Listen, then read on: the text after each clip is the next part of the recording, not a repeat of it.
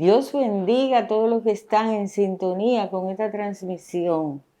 Damos gracias a Dios por el día, por la vida, por ustedes que están pendientes de este programa y que lo siguen y que de una manera u otra los está ayudando a ustedes y a mí también a edificarnos sobre la palabra de Dios, que era lo que Él quería que las personas hiciéramos. Damos gracias a Dios por este nuevo día y por permitirnos estar aquí dirigiéndonos a ustedes. ¿Y cuál es el problema? ¿Es la ausencia de Dios en tu vida? Hoy vamos a complacer a una llamada que nos hiciera un televidente de Pontón La Vega. Y él me dijo, pero Benita, ¿usted cree que todos los que escuchan el programa conocen de Biblia y conocen de Dios? Bueno que usted dé algunas explicaciones cuando usted dice, leamos a Corintios, por ejemplo, o leamos en capítulo tal de Efesios. Entonces, ciertamente, sí vamos a dar algunas explicaciones, pero antes de eso yo quiero decir que este libro que se llama la Biblia, yo tengo aquí la Biblia latinoamericana, pero hay muchas versiones de la Biblia, pero la mayoría tienen lo mismo. Pueden cambiar alguna palabra, algunas le han quitado libro, ya yo eso lo he dicho en otras ocasiones. Pero esta Biblia está al alcance de todos, o yo diría de la mayoría. Y también habemos personas que estamos dispuestos a ayudar a conseguir Biblia a aquel que no la tenga. Y por eso, por este programa quiero decir que vamos a dejar nuestros teléfonos para que se comuniquen con nosotros quien no tenga una Biblia y quiera saber más de la palabra de Dios y quiera entrenarse, capacitarse, porque hay algo muy real. Usted no puede amar a quien no conoce. Lo primero que tenemos que hacer es conocer al Señor. ¿Y cómo lo conocemos? Aquí está su historia, aquí están sus hechos, aquí están sus recomendaciones, sus consejos. Eso es como un país que tiene una constitución que lo rige. Pues aquí, para nosotros los cristianos, los evangelios, el evangelio de Jesucristo es nuestra constitución. Y las cartas de los apóstoles, principalmente de Pablo, de Pedro, de Santiago, de Juan, que fueron esos testigos del Señor que decidieron dejar por escrito no solo su testimonio, en las cartas lo que hay es recomendaciones de cómo manejar la vida cristiana. En los evangelios están los testimonios de lo que Jesús hizo y las cosas que Jesús dijo. En las cartas están las recomendaciones para nosotros llevar una vida cristiana acorde a lo que establecen los evangelios. Y vemos los hechos de los apóstoles también se refieren a la vida de Cristo, pero ya en las cartas, principalmente Pablo, que fue el que más cartas escribió. Le escribió a los romanos, le escribió a los corintios, le escribió a los efesios, le escribió a los gálatas, a los tesalonicenses. Bueno, ese fue el hombre que más escribió. ¿Y qué eran las cartas? Eran recomendaciones de cómo debían manejarse las primeras comunidades cristianas, porque habían dificultades. Y en días pasados nosotros grabamos un programa que tenía que ver con el porqué de las tantas iglesias. Y Pablo lo dice en la carta a los Corintios, es que no se ponen de acuerdo, no se han puesto de acuerdo. Y eso no fue ahora, eso fue desde el principio que no se pusieron de acuerdo. Y Pablo en esa carta que él da a los Corintios, da las orientaciones, las guías, las formas y exhorta a los cristianos a ponerse de acuerdo en esos temas. ¿Cuáles son los temas? El celibato, el matrimonio, la resurrección, muchos temas en lo que no lograron los primeros cristianos ponerse de acuerdo. ¿Y por qué? Vamos a los corintios. Corinto era un pueblo que estaba como entre dos ciudades, que para pasar de uno a otro, ellos tenían un comercio marítimo muy fuerte, se manejaba mucho dinero ahí.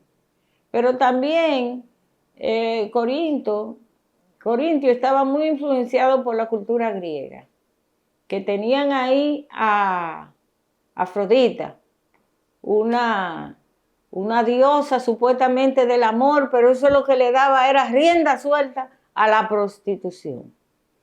Entonces teníamos el problema del dinero, del comercio, de la prostitución y muchos otros factores que impedían o que resultaban ser un obstáculo, porque esas eran sus costumbres de esa gente, para aplicar la nueva vida del cristiano, el nuevo estilo del cristiano, las nuevas leyes del cristianismo. Entonces, claro que vinieron los conflictos, lo decíamos nosotros en otro programa, que las iglesias no están unidas por los intereses.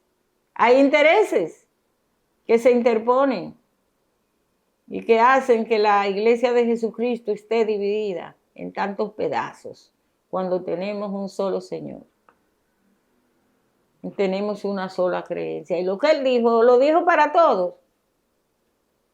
Para todo el que lo quiera seguir, por supuesto. Pero quizás es mejor yo poner una iglesita aquí y hacer las cosas a mi manera. Y llegar y coger las instrucciones que dejó Pablo para las primeras comunidades cristianas y acomodarla a mi forma, de manera que yo pueda hacer lo que yo quiera y no necesariamente lo que Dios manda. Lo que pasa es que se hace medio disfrazado y lo hago en nombre de Dios, pero como decía Pablo, todo lo que decimos hacer en nombre de Dios, pero Dios no lo autoriza, se lo lleva el fuego, lo devora el fuego. Hoy, mañana, pasado, va a ser devorado. Porque si algo tenemos que tener ante Jesús es autenticidad. A los hombres se les engaña fácilmente, pero a Dios no. Podemos jugar con la población ingenua, pero con Dios no. Entonces, ¿cuál es mi exhortación? Hágase de una Biblia al compañero, al hermano, al compañero que me habló para su inquietud de que él no conocía, que como que hablábamos y nos referíamos a términos que él no manejaba. Entonces yo le estoy diciendo, le voy a hacer llegar una Biblia. Pero también le voy a decir a ustedes que el que tiene la inquietud de seguir al Señor hace la diligencia.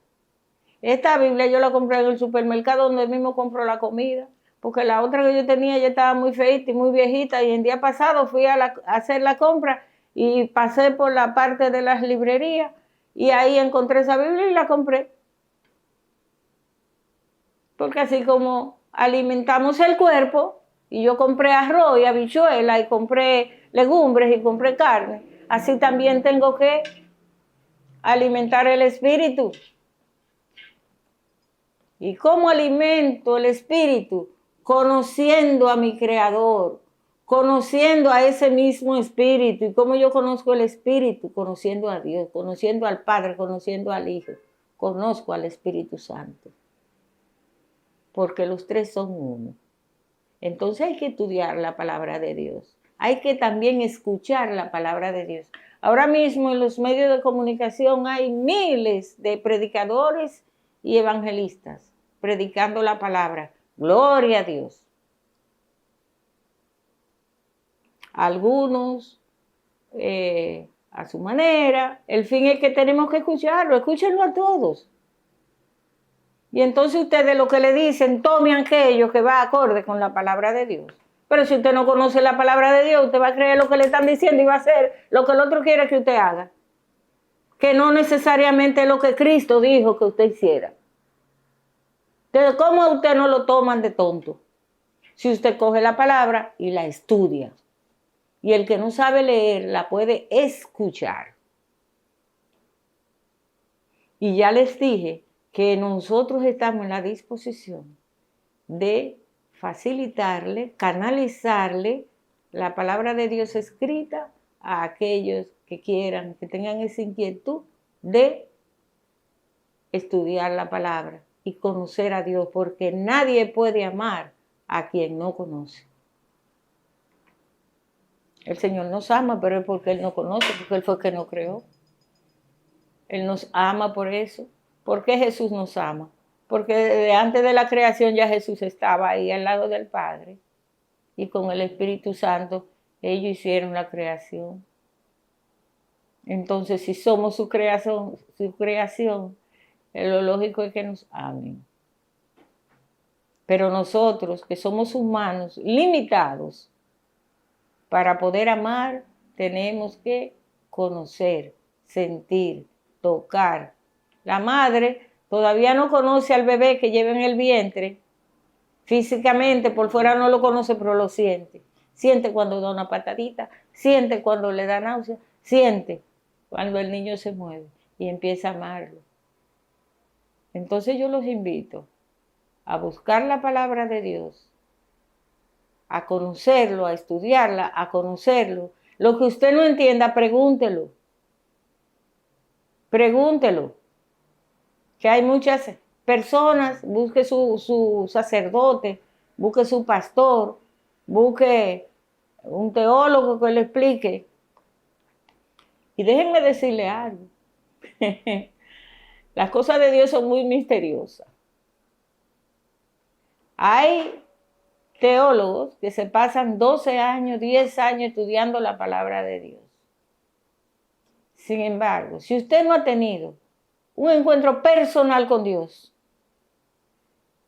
es difícil que lo que usted diga tenga sustento, tenga fundamento. Porque el Señor se les revela también a los ignorantes, a los que no son conocedores, a los que no son sabios, a los que no hicieron grandes estudios. Él se les revela sus misterios. Pero tiene usted que tener la intención, el interés de conocerlo y de buscarlo. Y quizás algunos tenían excusa antes, ahora nadie tiene excusa para no conocer la palabra de Dios. Porque como le dije, hay muchos medios para conocer la palabra de Dios. No solo yendo a la iglesia. Debemos ir, debemos congregarnos. Y yo invito a todo el mundo que se congregue en su iglesia. ¿Por qué? Porque al Señor hay que dedicarle también tiempo. Y tenemos que tener también la vida en comunidad. En comunidad. Porque tenemos que convivir con nuestro compañero. Jesús no hizo lo que hizo solo. Andaba con 12 atrás. Y 12 son los más mencionados, que después esos 12 se multiplicaron y eran muchísima gente que él andaba con ella atrás. Y comían juntos, y a veces dormían juntos en un mismo lugar. Él andaba en su ministerio con un equipo. Entonces, no es bueno que nosotros trabajemos solos. Es bueno que estemos respaldados, apoyados por una comunidad que ore con nosotros, que celebre con nosotros, que se alegre con nosotros y que disfrute con nosotros. Dios es alegría. Bien, entonces vamos a proceder ahora. Ese fue el programa de hoy. Una invitación, una exhortación a leer la Biblia, a buscar, a escudriñar, a escuchar las charlas de los evangelistas, de los predicadores, las homilías de los sacerdotes. Y si tenemos una inquietud, cuestionarla e investigarla, no nos quedemos así como tontos. Investiguemos sobre la palabra de Dios. Ahora hay unos Google y una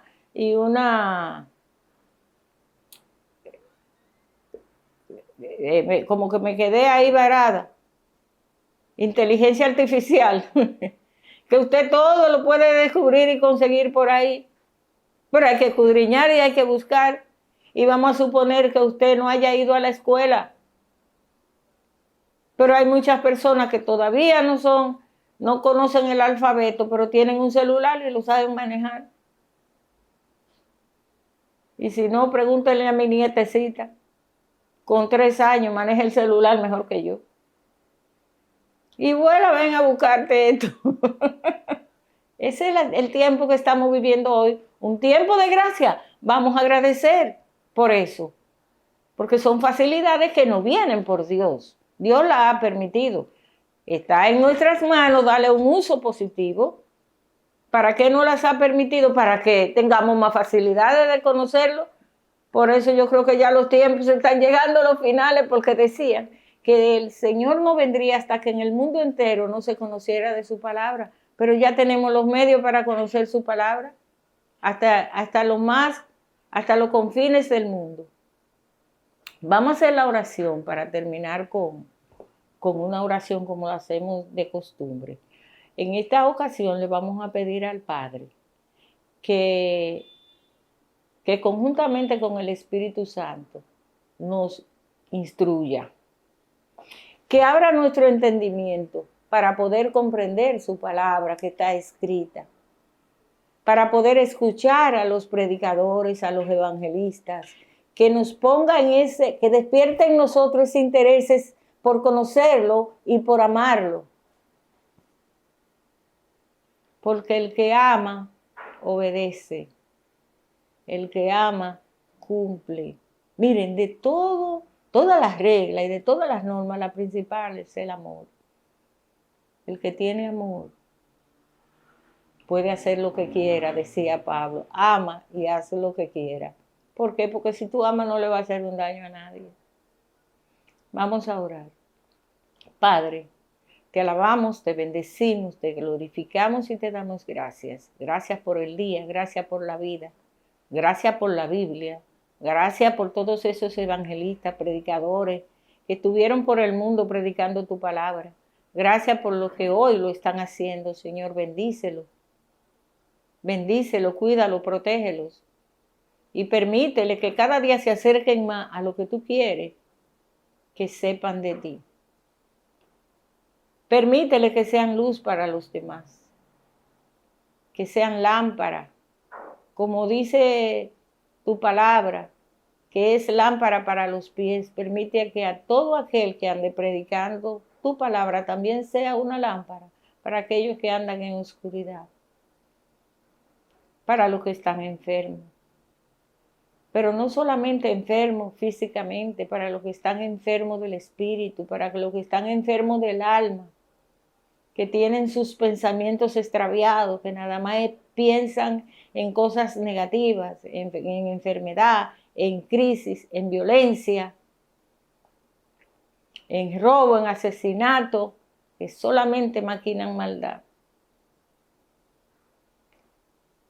Si te conocen a ti, Padre, todo eso lo podrán vencer. Y ir colocando en cada uno de esos pensamientos de maldad, colocando pensamientos de bondad. Tócalo, Señor, cúbrelo, Señor, con tus alas. Permite que el Espíritu Santo pueda hacerse sentir dentro de sus corazones, en sus pensamientos. Y todo eso te lo pedimos en el nombre de tu Hijo Jesús, que vive y reina por los siglos de los siglos.